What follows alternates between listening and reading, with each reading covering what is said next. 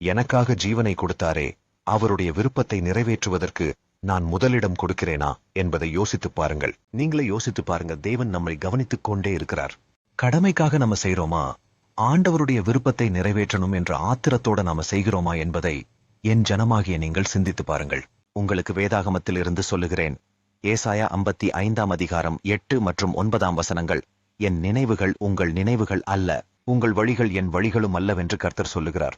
பூமியை பார்க்கிலும் வானங்கள் எப்படி உயர்ந்திருக்கிறதோ அப்படியே உங்கள் வழிகளை பார்க்கிலும் என் வழிகளும், உங்கள் நினைவுகளை பார்க்கிலும் என் நினைவுகளும் உயர்ந்திருக்கிறது. என் மகனே, என் மகளே, நீங்கள் எப்படி சுவிசேஷம் அறிவிக்கலாம் என்பதை யோசித்து செயல்படுங்கள். என் மகனே, என் மகளே, நீங்கள் உங்களை பற்றி நினைக்கும் காரியத்தினை விட பெரிய திட்டத்தை நான் உன்னை குறித்து வைத்திருக்கிறேன். நீ நினைக்கிற மாதிரி இல்ல, நீ செய்து கொண்டிருக்கிற மாதிரி இல்ல.